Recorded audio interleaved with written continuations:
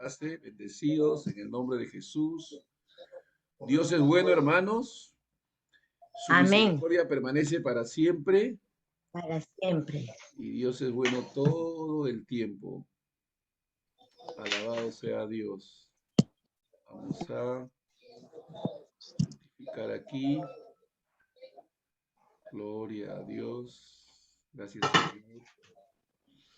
Gracias por amarnos. Gracias por bendecirnos. Señor. Muy bien, hermanos. Muy buenos días a todos.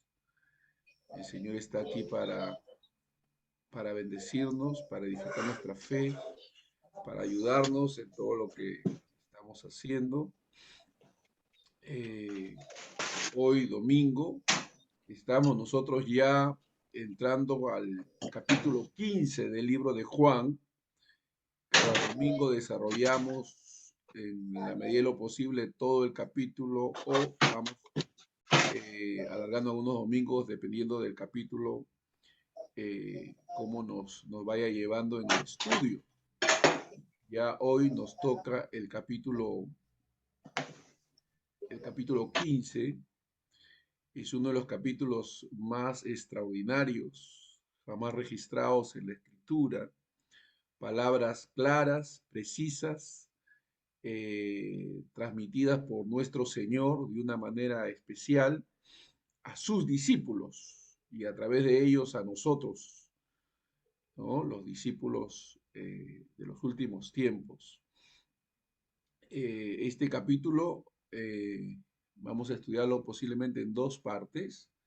La primera relacionada con Jesús, identificado como la vid verdadera, y en el caso de, a partir del versículo 18, acerca de el mundo nos aborrecerá, aunque somos amados por el Padre. Así que vamos a estar estudiando estos pasajes bíblicos. Gloria a Dios. Permítanme. Muy bien. Juan capítulo 15. Recuerden que nuestro Señor está anunciando su pronta partida. Eh, Pronto lo van a detener. Esa misma noche va a ser arrestado, entregado, traicionado por uno de sus discípulos, Judas. Pero previamente a estas horas, el Señor comienza a dirigir palabras específicas, precisas, puntuales para sus discípulos y realmente es extraordinario este pasaje. Ahora, a manera de introducción, me gustaría decirles que desafortunadamente este pasaje ha sido a veces mal interpretado, mal aplicado, mal enseñado, porque muchos que leen de manera superficial el texto creen que el Señor está haciendo un llamado a sus discípulos a producir frutos, lo cual está lejos del propósito de esta disertación, de esto que el Señor está hablando. O sea, y quiero ponerlo claro desde el principio, porque desafortunadamente, como les decía, algunos creen equivocadamente que el llamado de Juan capítulo 15 es el llamado a producir, a dar frutos. La palabra fruto aparece en este capítulo, pero aparece como una consecuencia de lo que realmente es el llamado de nuestro Señor en este capítulo, que es a permanecer en Él. Quiero que esto quede claro desde el principio, porque a veces, por esta programación mental que tenemos, debido a que estamos escuchando continuamente algo equivocado, podemos llegar a conclusiones erróneas y esto generar un prejuicio en nuestras mentes para recibir con limpieza lo que el texto nos está queriendo decir. Jesús está hablando con sus discípulos y posiblemente esté hablando con ellos caminando en el camino. esté transmitiendo estos pensamientos y estas ideas que él quiere comunicar a sus discípulos. Él dice de manera concreta, clara, precisa, él dice, yo soy la vid verdadera, yo soy la vid verdadera. Este yo soy es fundamental para nosotros. Yo soy la vid verdadera. Él no es una vid más, no es una de las vides, porque no hay un plural ahí, es un singular. eh, es, es, es una declaración de que de manera particular, singular y única, Él es la vid verdadera. ¿No? Él es la vid verdadera. Jesús está presentándose una vez más, como siempre, describiéndose a sí mismo como único. Yo soy la vid verdadera. Mi padre es el labrador. El labrador es el que cultiva, el que planta, el que riega, ¿no? El que supervisa, verifica, ¿no? Sobrevé todo lo que acontece en su labranza. Entonces mi padre es el labrador. Todo pámpano que en mí no lleva fruto, lo quitará. Voy a explicar eso en detalle, ¿no? Porque desafortunadamente, como repito, esta breve declaración que el Señor hace aquí suele generar cierta confusión en la mente de muchos creyentes, asumiendo que el llamado de Jesús aquí en Juan 15 es a dar fruto. Y eso está lejos de lo que el texto quiere decir. Lo quiero poner claro para que caminemos sobre lo que el texto dice y no sobre lo que parece estar diciendo. ¿Ya? Lo quiero dejar claro así. Entonces dice la escritura, yo soy la vid verdadera y mi padre es el labrador. Todo pámpano que en mí no lleva fruto, lo quitará, lo quitará. Y todo aquel que lleva fruto, lo limpiará para que lleve más fruto, para que lleve más fruto, ¿no? Es lo que el texto está diciendo. Así que, pero luego añade, ya vosotros estáis limpios por la palabra que os he hablado. Permaneced en mí y yo en vosotros, ¿no? Permaneced en mí y yo en vosotros. Pero ya estáis limpios por la palabra que os he hablado. Lo que el texto está diciendo, en realidad lo que el Señor está queriendo decir a sus discípulos es que Él está por partir, Él está por irse. Pero el llamado de Jesús a sus discípulos es que ellos deben permanecer en Él. Y en consecuencia, a permanecer en Él, van a llevar fruto. Él está diciendo, yo soy la vid verdadera. Mi padre es el labrador. Ese yo soy es fundamental, ¿no? Es muy importante. A ver, déjenme quitar aquí el ruido. A ver, a ver, muy bien. Entonces, Jesús ha dicho, o al pasar por una vid, posiblemente por ahí en el camino, esta vid simbolizaba a la nación de Israel en una interpretación ya en otros pasajes, pero la vid es un conocido símbolo, ¿no? Y el Señor está diciendo que esa vid verdadera es Él mismo y que debemos estar arraigados a Él,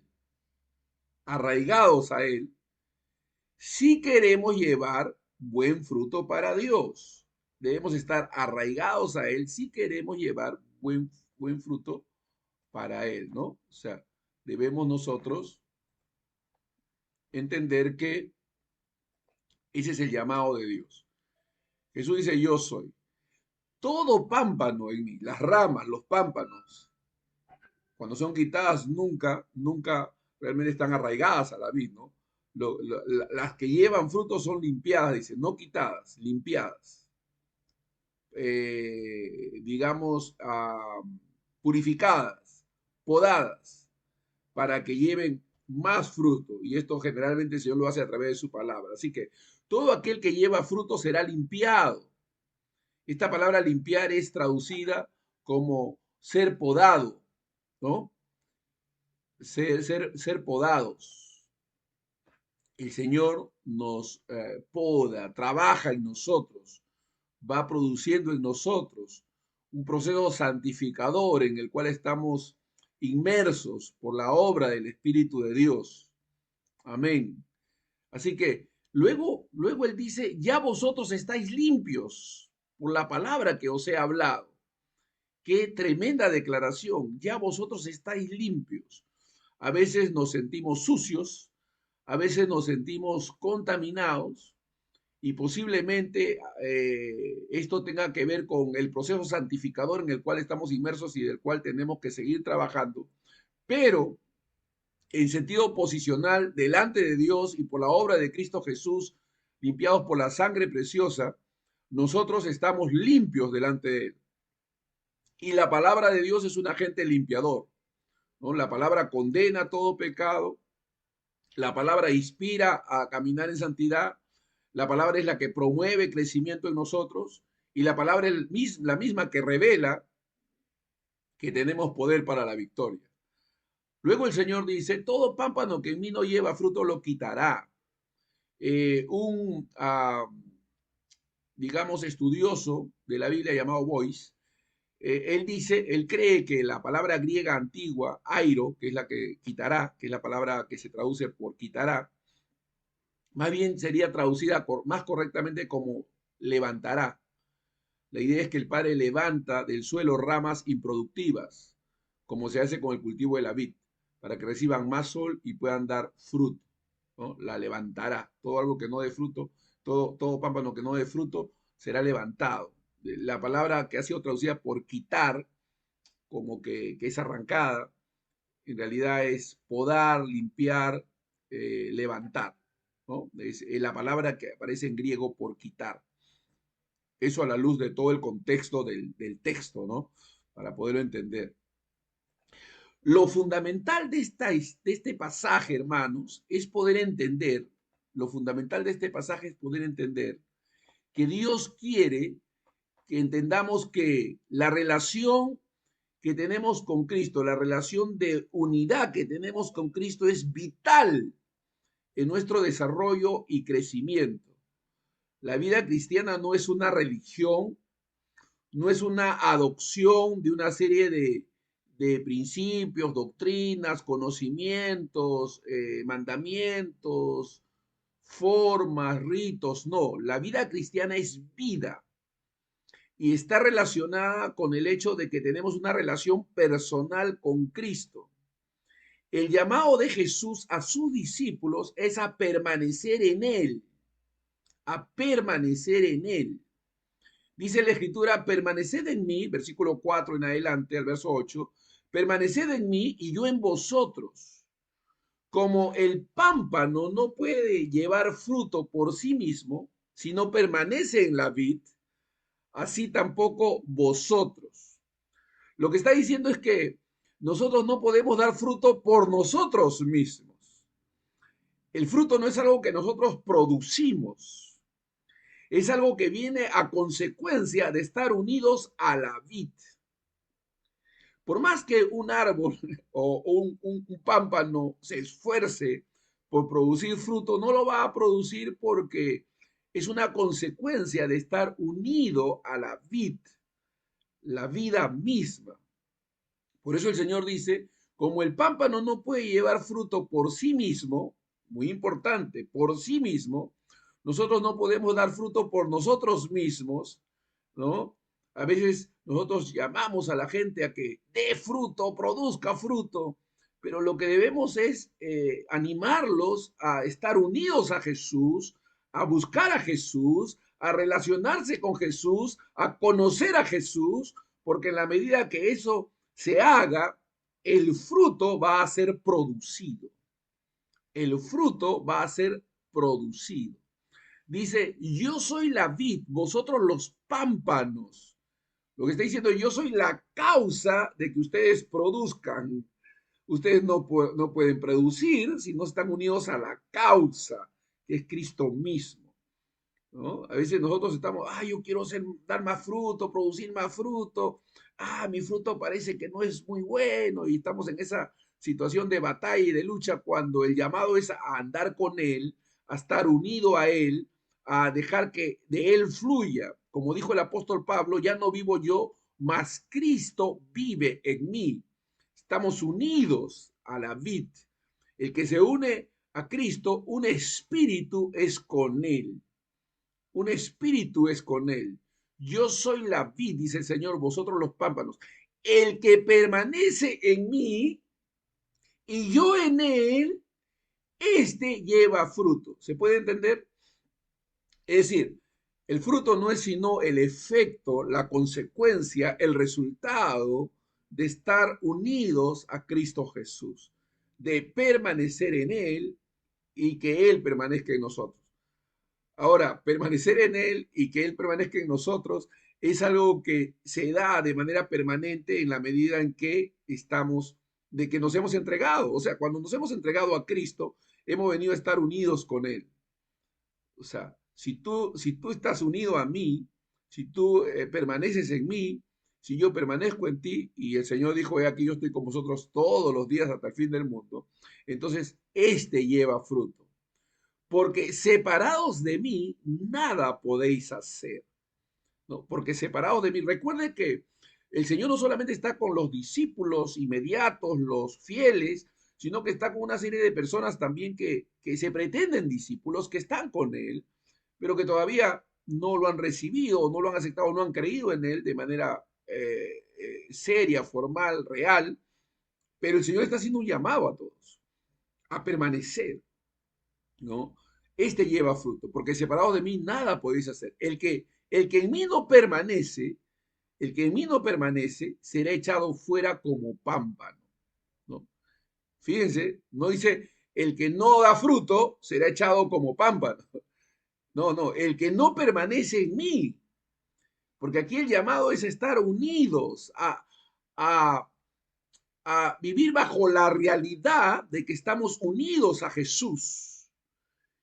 Vivir bajo la certeza, la convicción de que el que está en Cristo es nueva criatura, de que el que está en Cristo ha nacido de nuevo. El que está en Cristo permanece en Él, permanece en Dios. Aleluya. Entonces, el que en mí no permanece será echado fuera como pámpano. El énfasis no está en el fruto, sino en permanecer en él.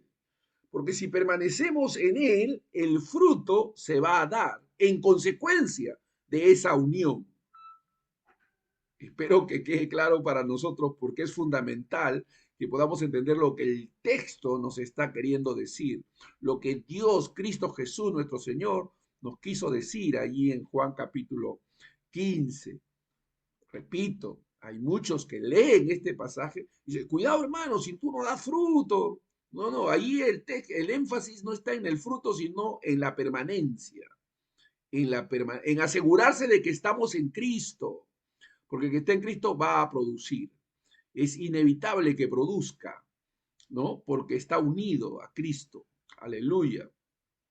El que en mí permanece será el que en mí no permanece será echado como pámpano y se secará y los recogen y los echas en el fuego y arden. Si permanecéis en mí y mis palabras permanecen en vosotros, aleluya, ¿no? Si permanecéis en mí y mis palabras permanecen en vosotros, pedid todo lo que queréis y os será hecho, ¿no? Y os será hecho. Importante, porque la gente dice, yo puedo pedir lo que quiero y mucha gente pide, ¿no? Pero la Biblia dice que la garantía de que Dios nos dé lo que pidamos es permanecer en Él. Y el que permanece en Él no pide cualquier cosa. El que permanece en Él pide para la gloria de Dios. El que permanece en Él pide para que la voluntad de Dios sea hecha. El que permanece en Él se agrada de que Dios haga como quiere, ¿no? Y pide lo que Dios quiere porque está identificado con Él. Y mis palabras permanecen en vosotros. Pedid todo lo que queréis y os será hecho. En esto es glorificado mi Padre, en que llevéis mucho fruto y seáis así mis discípulos. Porque el fruto, ¿qué viene a ser? Sino la señal, la evidencia, el testimonio de que estamos permaneciendo en él. Porque como el que permanece en él produce fruto, entonces el fruto será la evidencia, el testimonio, la manifestación de que permanecemos en él. No producimos fruto para permanecer en él, sino que porque permanecemos en él, entonces producimos fruto. Espero que se pueda entender así, porque esto es muy importante, ya que muchos piensan y están siempre basados en las obras en lugar de la fe. Entonces Él nos llama a permanecer. El dar fruto es imposible sin permanecer en Él, pero es inevitable al permanecer, ¿no? Al permanecer, la cantidad y calidad del fruto puede variar, pero el fruto será inevitable, ¿no? El fruto será inevitable. El propósito de la rama es dar fruto. La gente no cultiva uvas para admirar sus hojas lindas, ¿no? Sino para cultivar y recibir el fruto de ella. Entonces, fruto implica una reproducción inherente. Virtualmente cada pieza de fruto contiene semillas, semillas que tienen el propósito de producir más fruto todavía, de reproducirse más. Entonces, él está hablando de la importancia de permanecer. El que en mí permanece, el que en mí no permanece, será echado fuera como pámpano y se secará, dice la Escritura, ¿no? Entonces, debemos desarrollar la conciencia de nuestra permanencia en Él y mantenernos firmes y constantes, creciendo en la obra del Señor siempre, sabiendo que nuestro trabajo del Señor no es en vano. Amén, ¿no?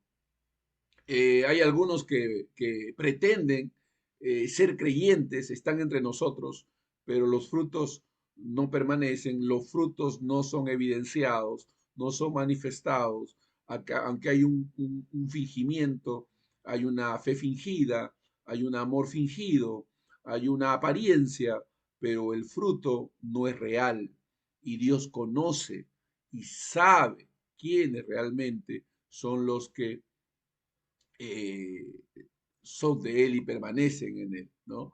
El que permanece en mí y yo en Él, este lleva mucho fruto, ¿no? Entonces, tenemos que entender que es una consecuencia, ¿no? Si permanecemos, si tenemos completa confianza y seguridad, Él verdaderamente lleva mucho fruto, ¿no?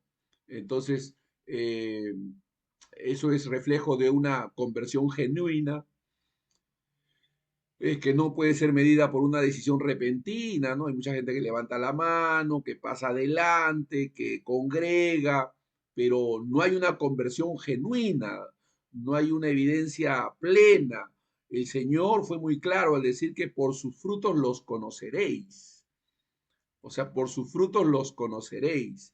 Porque ¿qué vienen a hacer los frutos? Los frutos no nos salvan, las obras no nos salvan, pero son fruto de nuestra verdadera conversión. La Biblia dice que somos hechura suya, en Efesios 2:10, somos hechura suya, creados en Cristo Jesús para buenas obras, las cuales Dios preparó de antemano para que anduviésemos en ellas. Para buenas, no por buenas obras, sino para buenas obras. Ese para indica que es para dar fruto, para manifestar, evidenciar que realmente somos hechura suya. Somos hechura suya, creados en Cristo Jesús para buenas obras, para buenas obras. Las buenas obras no son sino el resultado, la manifestación, el efecto de ser nacidos de nuevo, de ser convertidos, porque lo que nos salva es la fe sola, sin las obras. La fe sola, sin las obras. Pero las obras no hacen sino testificar, evidenciar, manifestar que somos de Dios, que somos de Dios. No somos salvos por las obras, pero somos salvos para obras. Voy a repetir eso, no somos salvos por las obras, pero somos salvos para obras. Entonces luego añade, pedid todo lo que queréis y os será hecho. Una oración contestada es el privilegio de permanecer en esa comunión, en esa relación, en esa intimidad, ¿no? Encontrarnos en nuestras oraciones es estar de acuerdo con la voluntad de Dios. Y en esto es glorificado el Padre. El propósito de llevar fruto es traer gloria a Dios, no al hombre. Si la gente ve nuestras vidas y nos alaba por nuestro glorioso fruto, eso está mal, algo está mal, ¿no? El propósito de llevar fruto es traer gloria a Dios, no al hombre, no al hombre, ¿no? El hombre se humilla, el hombre le da la gloria a Dios. Si la gente ve nuestras vidas y nos alaba por nuestro glorioso fruto, entonces algo debe estar mal ahí, porque el propósito es glorificar a Dios. El propósito absoluto es glorificar a Dios, que Dios sea glorificado. Aleluya. Para eso hemos sido creados, para la gloria de Dios, ¿no? Para eso hemos sido creados. Ahora, en Juan capítulo 15, en el versículo 9 al 11, ahí hay una conexión entre el amor y la obediencia, una conexión fundamental, porque a veces la obediencia, inclusive la obediencia puede ser asumida como una obra, en lugar como un fruto del amor. Dice, porque Jesús está ahí para hablarnos del amor los unos para con los otros. Miren lo que dice, ¿ah? Como el Padre, versículo 9 al 11, como el Padre me ha amado, así también yo os he amado. Permaneced en mi amor. Si guardareis mis mandamientos, permaneceréis en mi amor, así como yo he guardado los mandamientos de mi Padre y permanezco en su amor. Estas cosas os he hablado para que mi gozo esté en vosotros y vuestro gozo sea cumplido. Quiero que noten que él habla de su relación con el Padre, que está basada en el amor, que la fuente, el fundamento de esa relación es el amor, y en consecuencia él guarda los mandamientos del Padre, ¿no? Entonces, otra vez, causa y efecto, otra vez, causa y efecto. El Señor guarda los mandamientos de su Padre porque ama a su Padre. El amor es la fuente, el motor, el fundamento de su obediencia, ¿no? Dice, si guardáis mis mandamientos, permaneceréis en mi amor.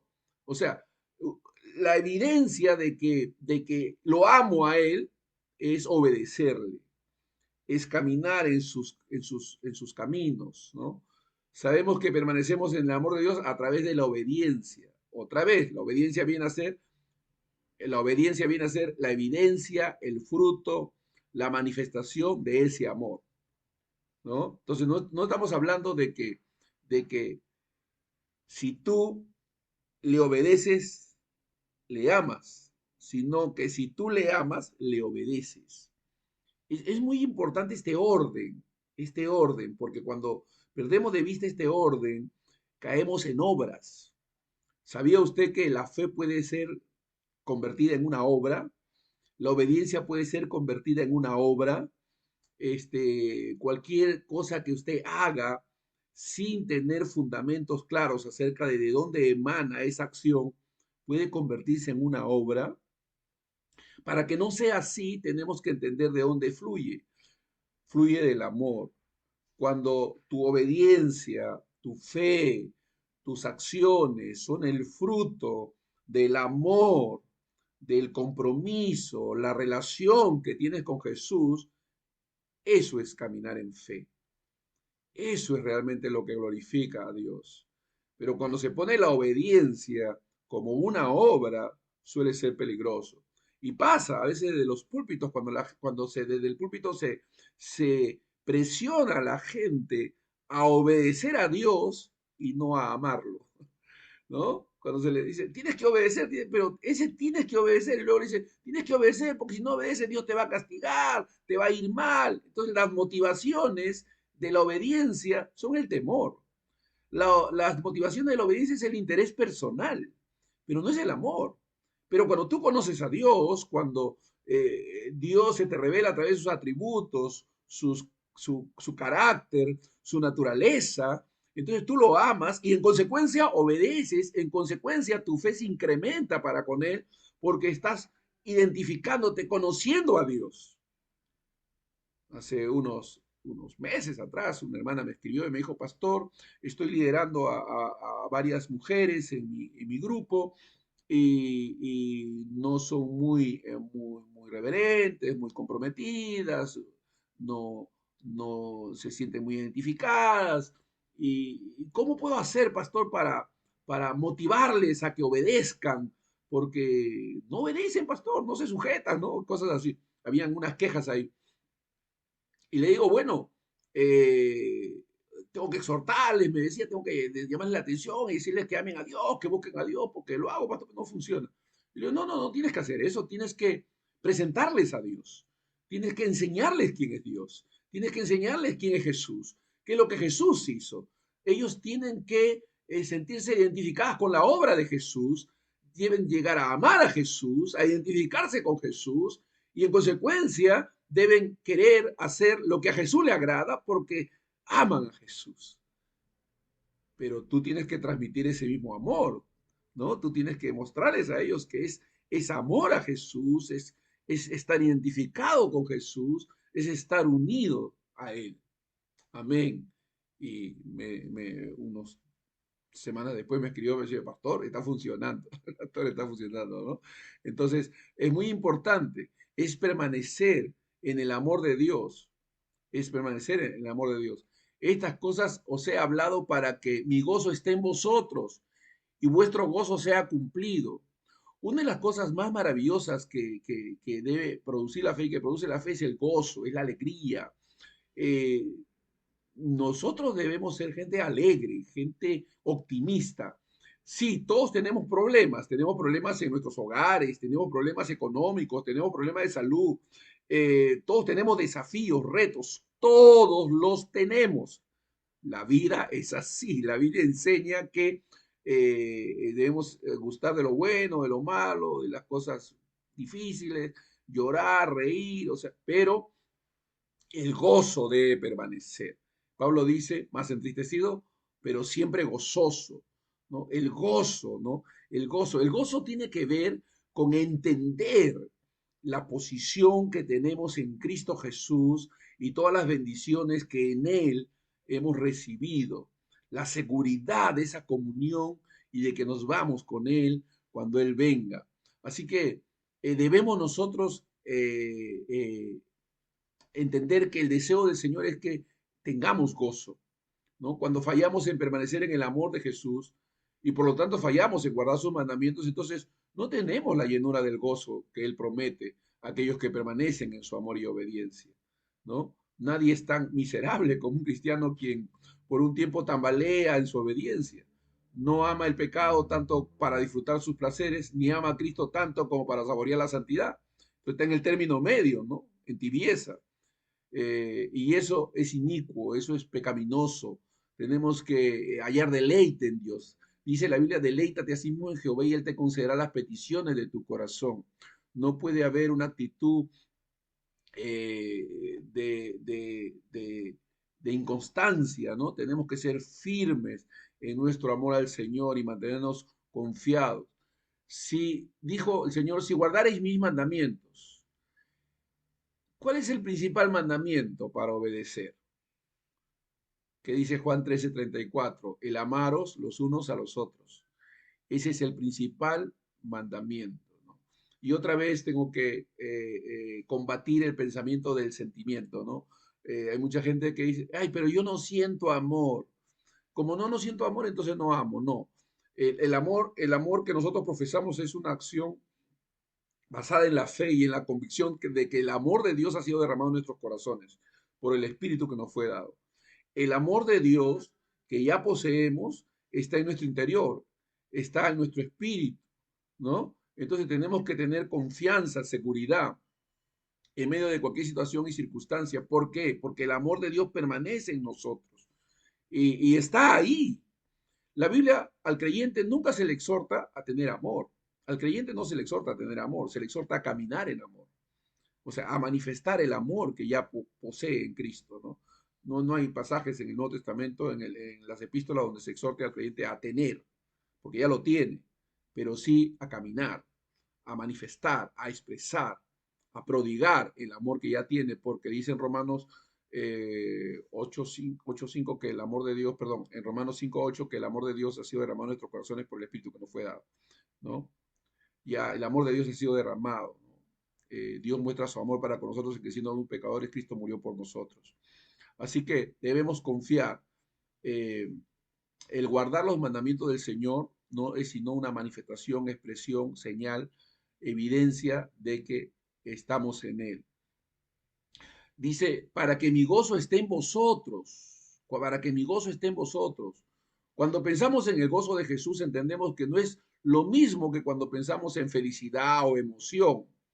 El gozo de Jesús no es el placer de una vida de comodidad, es el regocijo de estar bien con Dios y conscientes de caminar en su amor y cuidado. Podemos tener ese gozo y tenerlo como en una presencia permanente, ¿no? El gozo del Señor es nuestra fortaleza. En medio de las tristezas, luchas, dificultades, hay un convencimiento pleno de que Dios está en control, de que en Él tenemos completa seguridad y firmeza. Entonces, el gozo es el resultado del buen entendimiento. Voy a repetir eso. El gozo es el resultado del buen entendimiento. Y de seguro a muchos de ustedes ya les ha pasado que en la medida que han ido conociendo la palabra de Dios, en la medida que han ido entendiendo la palabra de Dios, en esa medida han experimentado mayor gozo. Hay hermanos y hermanas que me escriben, pastor, tengo gozo, pastor. Mire, pastor, antes yo tenía problemas, tengo los mismos problemas, pero ahora tengo gozo, pastor. ¿Y cómo es que, siendo que no ha desaparecido tu problema, ahora tienes gozo y antes no tenías y tenías el mismo problema? Porque ahora entiendo, pastor, me dice, ¿no? Fíjese, el gozo es el resultado del buen entendimiento.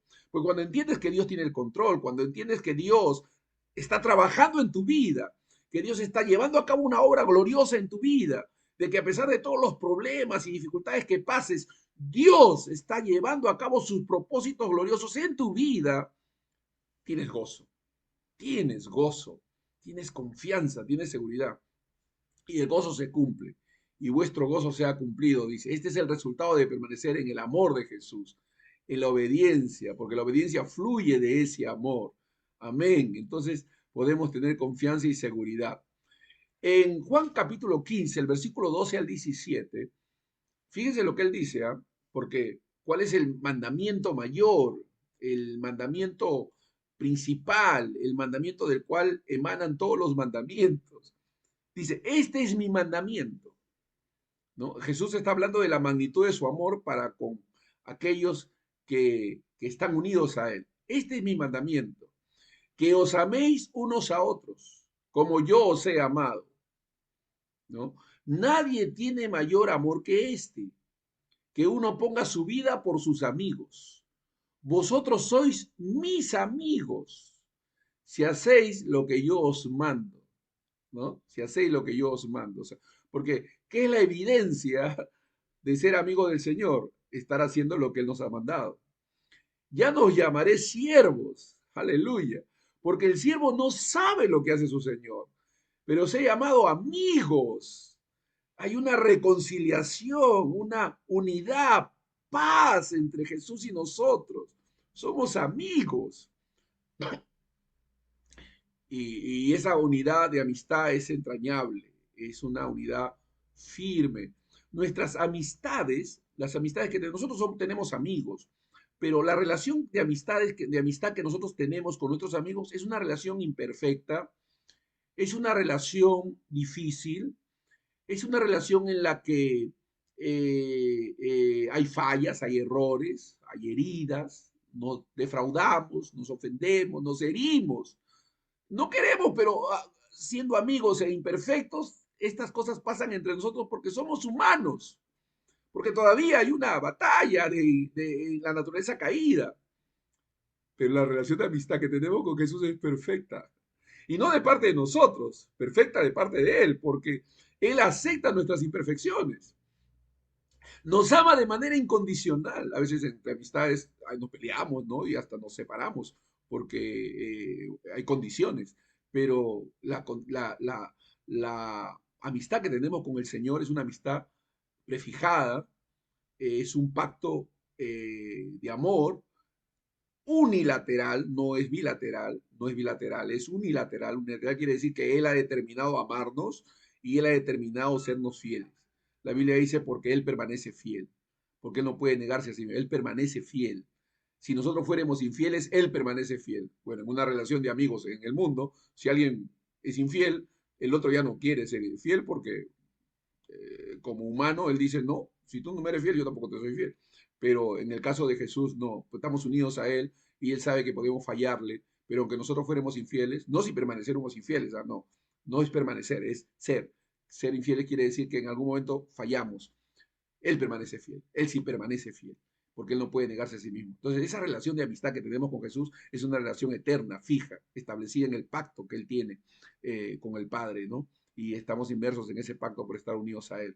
Así que Él dice, yo os he llamado amigo, porque todas las cosas que oí de mi Padre os las he dado a conocer. No me elegisteis vosotros a mí, sino que yo os elegí a vosotros. Qué tremenda revelación. No me elegisteis vosotros a mí, sino que yo os elegí a vosotros.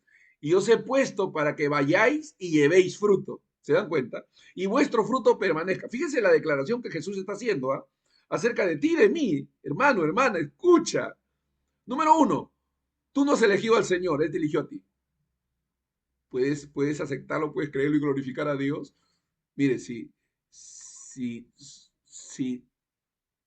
yo hubiese tenido que elegirme a mí mismo, de seguro yo no me hubiese elegido porque me conozco, soy tan falible, tan vulnerable, tan inútil, pero Él me eligió. Yo no lo elegía, Él me eligió. Él me eligió. Y Dios nunca se equivoca en su elección, porque su elección es soberana. Amén. Entonces, número uno, fíjense, no me elegisteis vosotros a mí, yo os elegí a vosotros. Número uno, Él nos eligió. Ahora escuche, y os he puesto para que vayáis y llevéis fruto. O sea, no dice, y os he puesto para probarlos y ver si van a producir o no el fruto. No, así no dice. ¿Se da cuenta de lo que estamos viendo? Otra vez, no está diciendo, bueno, yo os he llamado, ¿no? Y voy a ver si ustedes pueden producir fruto. No, yo os elegí y os he puesto para que vayáis y llevéis fruto. Todo elegido del Señor va a ir y va a llevar fruto. Inevitablemente. Aleluya. Ese es lo que está diciendo. Yo no lo elegí, Él me eligió. Me ha puesto para que vaya y lleve fruto. Y además garantiza que nuestro fruto permanezca. Dice, y vuestro fruto permanezca. ¿Lo puede ver? Usted debería marcarlo ahí. Mira lo que Dios dice de mí. Mira lo que Dios dice de mí. Me ha elegido, me ha puesto para que vaya y lleve fruto y garantiza que mi fruto va a permanecer. ¿Se da cuenta que no depende de nosotros? Depende de Él. ¿Qué es nuestra parte? Estar unidos a Él. ¿Qué es nuestra parte? Estar unidos a Él. En medio de todas nuestras imperfecciones, fallas, errores que cometemos, porque así somos, ¿no? Pero estamos unidos a Él. Para que todo lo que pidéis al Padre en mi nombre os lo dé. Esto os mando que os améis unos a otros. ¿No les parece maravilloso? ¿No les parece extraordinario poder ver cómo es que Dios garantiza? Este pasaje del capítulo 15 es de ánimo, es una palabra de aliento, es una palabra que infunde confianza, seguridad. Algunos se quedan con la primera parte, ¿no? Los primeros tres versículos, y ya se quedan con eso, y ahí se quedan, y no se dan cuenta de lo que está diciendo más adelante. Está diciendo, ustedes han sido elegidos por mí, yo garantizo que ustedes van a llevar fruto y garantizo que vuestro fruto va a permanecer. Es como cuando el pastor Piper dice, Piper dice, él dice, Dios no solamente nos manda que obedezcamos, sino que garantiza nuestra obediencia. Por eso dice la Biblia, haré en vosotros que caminéis en mis preceptos, dice. O sea, Dios no solamente nos demanda obediencia, sino que la garantiza por el poder del Espíritu Santo que pone en nosotros, porque produce en nosotros el querer y el hacer por su buena voluntad. Aleluya, porque es la gracia de Dios sosteniéndonos y moviéndonos a hacer lo que Dios quiere que hagamos. Amén. ¿no? Qué triste es cuando cristianos, y yo he vivido así hace 30 años, que cristianos vivan bajo la carga de, oh, tengo que producir, oh, tengo que hacer, oh, tengo que, cuando es, amo al Señor, quiero bendecir a mi Cristo, quiero obedecerle. Oh Señor, ayúdame, lléname de tu espíritu para vivir como tú quieres que viva y lléname de tu presencia y lléname de tu palabra y quiero conocerte más, Señor.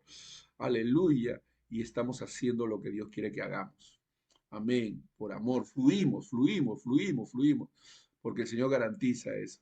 Él dice que os améis unos a otros, ¿no? Él manda eso, que nos amemos. No me elegiste vosotros. Eh,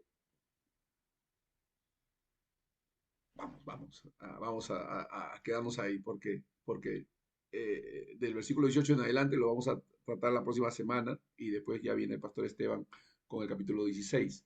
Entonces, recuerden, no me elegisteis vosotros, yo os elegí.